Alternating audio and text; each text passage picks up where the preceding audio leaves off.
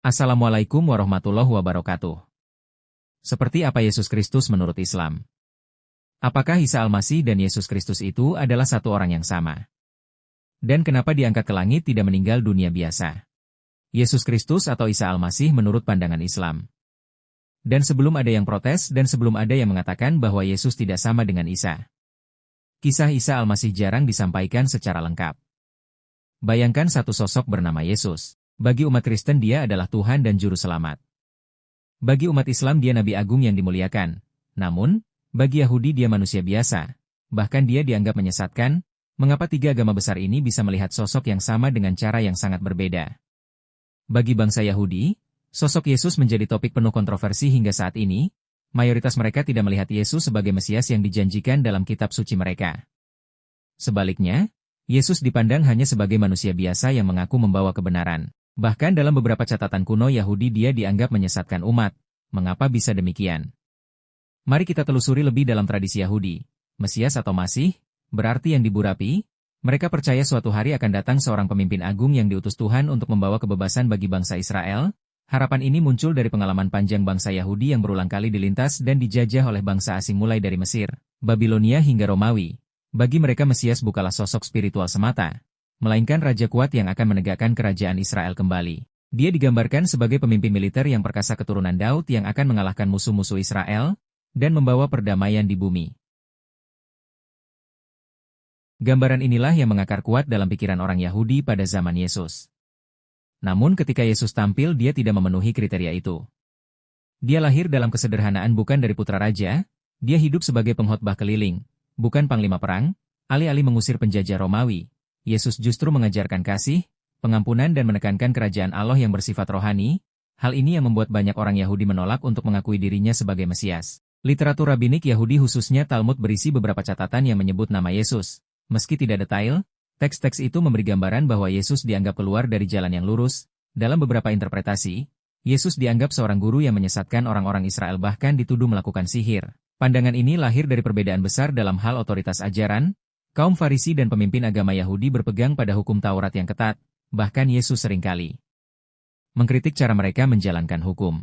Misalnya ketika Yesus menyembuhkan orang pada hari Sabat, para pemimpin Yahudi marah karena dianggap melanggar aturan suci. Bagi Yesus,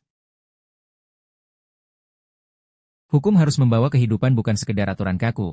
Tetapi bagi pemimpin Yahudi, hal ini merupakan pelanggaran serius.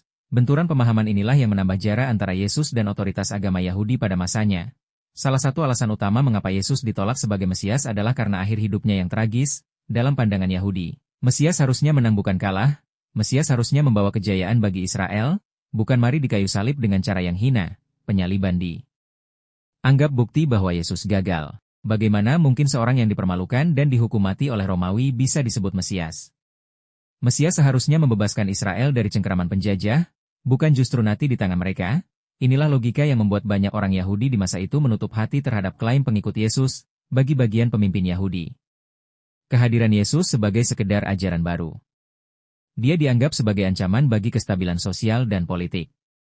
Pada abad pertama Yerusalem berada dalam pengawasan ketat Kekaisaran Romawi. Setiap gerakan massa atau tokoh karismatik dan Romawi tidak segan menghukum keras seluruh komunitas yang dianggap mengganggu.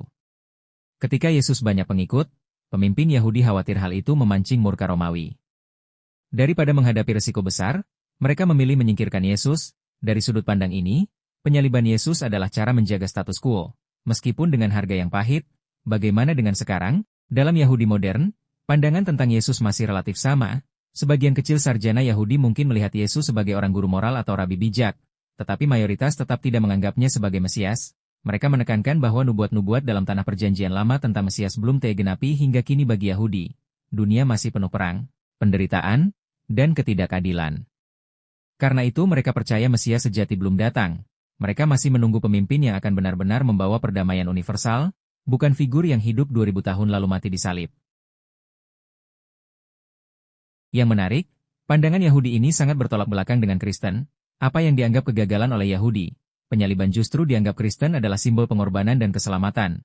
Tetapi bagi Yahudi itu bukti bahwa Yesus bukan Mesias. Kontras ini menjadi salah satu penyebab utama perbedaan besar antara iman Yahudi dan Kristen hingga kini. Jika dirangkum, ada beberapa alasan utama mengapa bangsa Yahudi tidak mengakui Yesus sebagai Mesias. Pertama, tidak sesuai ekspektasi. Mesias, mereka mengharapkan raja militer bukan guru rohani. Kedua, pertentangan dengan otoritas agama. Yesus sering menantang tradisi hukum Yahudi. Ketiga, akhir hidup yang tragis, penyaliban dianggap kegagalan hukum kemenangan, kemasalah politik, pengaruh Yesus dianggap berbahaya di bawah penjajahan Romawi. Semua ini berpadu membentuk penolakan yang berlahan, hingga ribuan tahun kemudian, bagi umat Kristen, Yesus Kristus adalah pusat dari pusat iman dan keyakinan seluruh ajaran, doa, dan ibadah mereka berporos pada sosok ini. Yesus dipandang bukan hanya sekedar nabi atau guru moral, melainkan putra Allah yang datang ke dunia untuk menebus dosa manusia. Keyakinan ini jadi pembela utama antara kekristenan dengan agama-agama lain sekaligus fondasi yang berbentuk sejarah panjang peradaban barat maupun timur. Dalam teologi Kristen, Yesus diyakini memiliki dua kodrat, sepenuhnya Allah dan sepenuhnya manusia. Doktrin ini disebut hypostatic union yang menjelaskan bahwa Yesus bukan manusia biasa, tetapi Allah yang mengambil rupa manusia. Tujuannya jelas, Allah ingin hadir langsung di tengah manusia untuk menyelamatkan mereka dari dosa. Pandangan ini muncul dari Injil-Injil dalam Perjanjian Baru. Misalnya Injil Yohanes membawa dengan kalimat yang dramatis, pada mulanya adalah firman, firman itu bersama-sama dengan Allah dan firman itu adalah Allah, firman itu kemudian menjadi manusia dan umat Kristen percaya itulah Yesus. Dengan demikian bagi Kristen Yesus bukan tokoh sejarah tetapi manifesti ilahi yang datang membawa kabar baik. Hal yang paling membedakan pandangan Kristen tentang Yesus dibanding pandangan Yahudi adalah penyaliban. Bagi Yahudi, kematian di salib adalah tanda kegagalan, tetapi bagi Kristen salib justru adalah kemenangan terbesar. Kristen percaya bahwa, melalui kematian Yesus di salib, seluruh dosa manusia ditebus, Yesus rela menderita dan mati sebagai korban pengganti manusia agar bisa diperdamaikan kembali dengan Allah. Itulah inti dari konsep keselamatan dalam kekristenan. Namun kematian bukanlah akhir.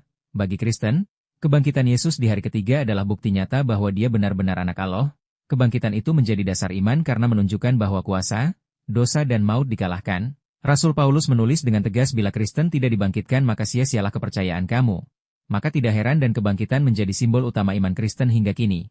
Selain karya keselamatan melalui salib, ajaran Yesus juga menjadi pilar utama bagi umat Kristen. Kitab-kitab menjadi Perjanjian Baru dipenuhi dengan pengajarannya tentang kasih.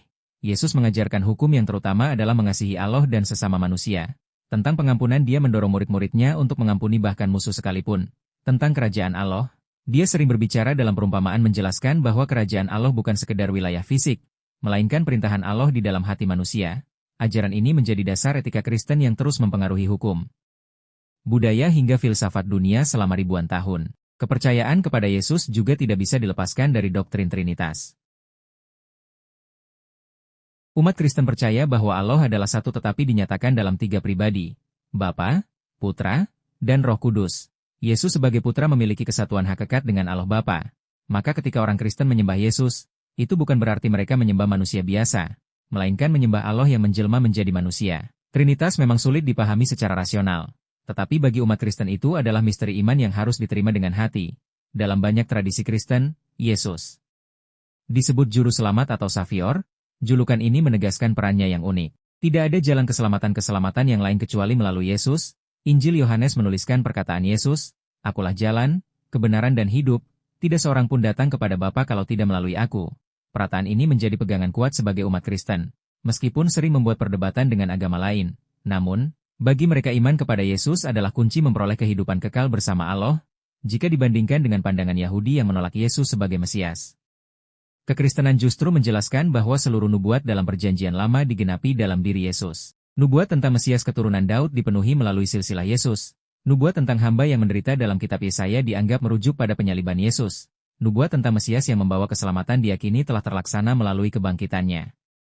Perbedaan tafsir inilah yang memisahkan dua tradisi besar itu hingga sekarang. Bagi umat Kristen, Yesus bukan hanya tokoh sejarah yang hidup dengan ribuan tahun lalu. Dia diyakini hadir dan hidup hingga kini melalui Roh Kudus. Setiap doa, ibadah, dan perayaan selalu diarahkan kepada Yesus. Natal merayakan kelahirannya, Paskah merayakan kebangkitannya, dan setiap minggu umat Kristen berkumpul untuk mengenang karyanya melalui perjamuan kudus. Yesus tidak hanya menjadi pusat teologi, tetapi juga pusat kehidupan rohani umat Kristen. Dalam Islam, Yesus dikenal dengan nama Isa Al-Masih. Umat Muslim menempatkannya sebagai salah satu nabi terbesar setara dengan nabi-nabi utama lainnya, seperti Nuh, Ibrahim, Musa, dan Muhammad SAW. Kisahnya diceritakan dalam Al-Quran dengan penuh penghormatan. Tetapi dengan penekanan yang berbeda dibandingkan dengan pandangan Yahudi maupun Kristen, Islam menegaskan bahwa kelahiran Isa adalah mukjizat besar dari Allah. Dia lahir dari Maryam, seorang wanita suci, yang menjaga kesucian diri tanpa ayah biologis. Al-Quran dalam surat Maryam menggambarkan bagaimana malaikat Jibril datang membawa kabar gembira kepada Maryam bahwa dia akan melahirkan seorang anak laki-laki yang suci. Ketika Maryam bertanya, "Bagaimana mungkin aku bisa memiliki anak, padahal aku belum pernah disentuh oleh seorang laki-laki?" Jibril menjawab bahwa bagi Allah menciptakan sesuatu dengan firman-Nya, "Kun jadilah," maka terjadilah. Dengan demikian kelahiran Isa dipandang sebagai kebesaran Allah sekaligus pengingat bahwa kekuasaannya tidak terbatas. Islam menolak keras anggapan bahwa Yesus adalah Tuhan atau anak Allah. Isa hamba Allah yang diangkat menjadi nabi dan rasul untuk membawa petunjuk kepada Bani Israel.